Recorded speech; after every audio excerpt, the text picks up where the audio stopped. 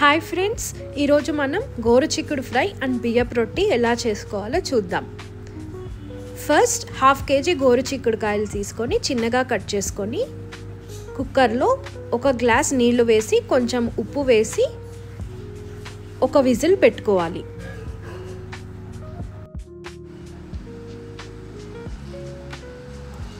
తర్వాత నీళ్ళను వంపేసి ఉడికిన చౌడకాయలను పక్కన పెట్టుకోవాలి. తర్వాత మిక్సీ జార్లోకి 3 స్పూన్ల కొబ్బరి పొడి, 7 నుంచి 8 పచ్చిమిరపకాయలు, 8 రెబ్బలు తెల్లవాయలు, కొంచెం ఉప్పు వేసుకొని గ్రైండ్ చేసుకోవాలి. తర్వాత అదే మిక్సీ జార్లోకి కొన్ని పప్పులు వేసుకొని పౌడర్ చేసుకోవాలి. తర్వాత ఒక ప్యాన్ పెట్టి 3 స్పూన్ల ఆయిల్ వేసుకొని అందులోకి ఆవాలు, జీలకర్ర వేసుకొని అవి చిట్లిన తర్వాత ఉద్దిబేళ్ళు, శనగబేళ్ళు వేసుకొని వేయించాలి. అవి వేగిన తర్వాత ఆనియన్, కరివేపాకు, ఎండుమిరపకాయలు 2 వేసుకొని బాగా వేయించాలి.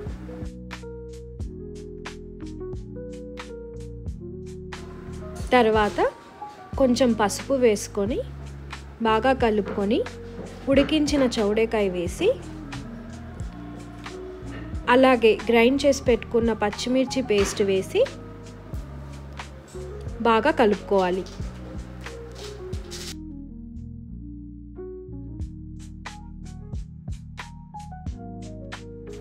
మూత పెట్టి 3 నిమిషాలు మగ్గిన తర్వాత స్టవ్ ఆఫ్ చేసి పప్పుల పొడి వేసి బాగా కలిపి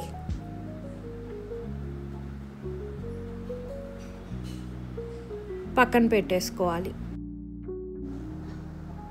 దీంతో మన ఫ్రై రెడీ అయిపోయింది.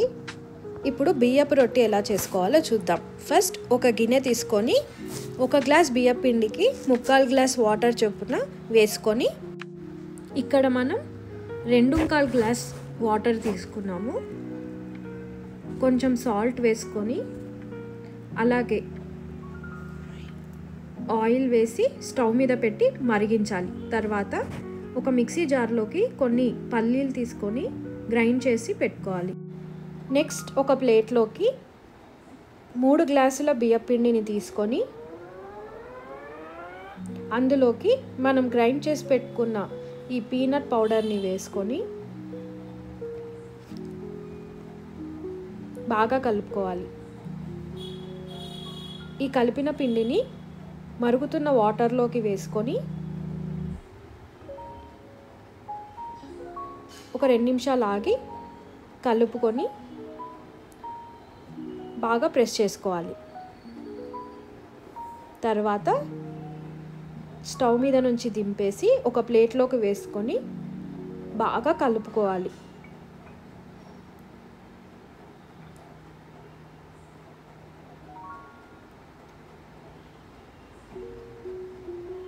వీడియోలో చూపించినట్టు మెత్తగా కలుపుకొని పక్కన పెట్టుకోవాలి.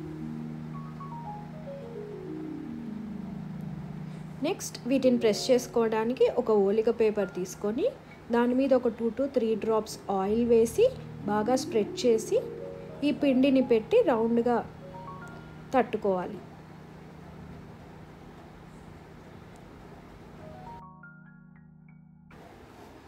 తర్వాత పెనం హీట్ అయిన తర్వాత ఈ రొట్టెను వేసి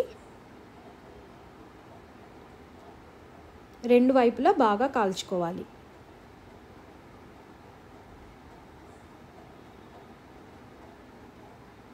అంతే, మన బియ్యపు రొట్టి రెడీ అయిపోయింది.